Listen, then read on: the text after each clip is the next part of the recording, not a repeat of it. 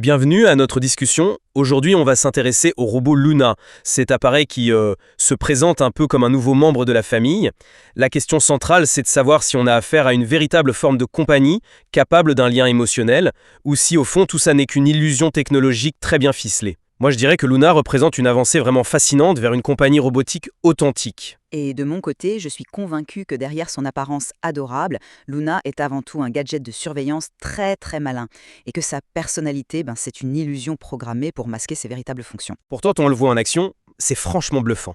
Il a été conçu pour être bien plus qu'une machine. Il a cette personnalité qui est décrite comme riche, expressive, avec son écran facial qui affiche toute une gamme d'émotions. Il joue, il poursuit un point lumineux, il vous suit partout. C'est étonnamment attachant, presque comme un vrai petit animal de compagnie, quoi. On crée un lien. Attachant, je veux bien. Mais est-ce que ce lien est réel ? Vous parlez de personnalité, mais on parle d'animation sur un écran, conçu spécifiquement pour déclencher une réponse émotionnelle chez nous. Et il ne faut pas oublier ce qui se cache derrière ces jolis yeux, une caméra haute définition et des capteurs qui analysent en permanence son environnement. Alors, un compagnon ou un collecteur de données déguisé en jouet ? Oui, je vois où vous voulez en venir, mais l'important c'est l'effet produit. Et cet effet, il est bien réel. Même si ces émotions sont simulées, elles provoquent une réponse, elle, authentique chez l'humain. C'est ça, la base de la compagnie. Et au-delà du jeu, il a un potentiel éducatif formidable. C'est une porte d'entrée géniale pour initier les plus jeunes au codage de manière interactive et ludique. Et c'est justement cet attachement qui m'inquiète. On crée un lien affectif avec une simulation. C'est une relation qui est fondamentalement déséquilibrée et à sens cynique. Et surtout, en mélangeant le jeu et la surveillance, on normalise l'idée d'avoir un appareil de contrôle constant dans notre espace le plus intime. C'est le cheval de Troie parfait de la surveillance à domicile. On accepte la caméra parce qu'elle est intégrée à un objet mignon. Cheval de Troie, le mot est peut-être un peu fort. Il a une fonction de surveillance, c'est clair, mais c'est une option. Je vois ça comme une fonction pratique, comme n'importe quelle caméra de sécurité, mais qui est intégrée à un compagnon qui, lui, apporte de la joie et de l'interaction. Sa capacité à reconnaître les visages, par exemple, lui permet de s'intégrer de manière personnalisée à la famille. Mais attendez, comment peut-on parler de s'intégrer à la famille pour un appareil qu'on peut littéralement programmer sur une tablette ? Le fait même qu'il soit entièrement contrôlable de l'extérieur souligne sa nature d'objet. Il ne comprend pas le langage, il y réagit via des algorithmes.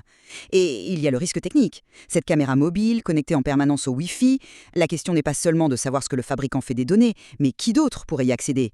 Contrairement à un animal, l'intimité de Luna, elle, peut être piratée. Vous soulevez un point de prudence légitime sur la sécurité, d'accord ? Mais je crois qu'il ne faut pas jeter le bébé avec l'eau du bain. L'important, c'est cette nouvelle forme d'interaction. Luna apprend, il évolue avec nous. Pour beaucoup de gens, je pense notamment aux personnes seules, cette présence interactive peut être incroyablement bénéfique. Bénéfique, ouais. Un substitut un peu creux sans mes noms. Le risque, c'est qu'on externalise nos besoins émotionnels à des machines qui sont conçues pour nous plaire, pas pour nous défier ou nous aimer réellement.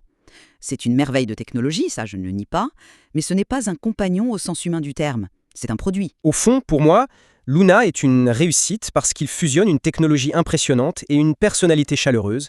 Il offre une nouvelle forme de compagnie interactive qui peut réellement enrichir notre quotidien, stimuler notre créativité et offrir une présence à la fois ludique et, somme toute, utile. Et pour moi, c'est cette fusion qui est justement le cœur du problème. Luna nous oblige à questionner la définition même de la compagnie, et surtout la place que l'on accorde à la surveillance dans nos foyers.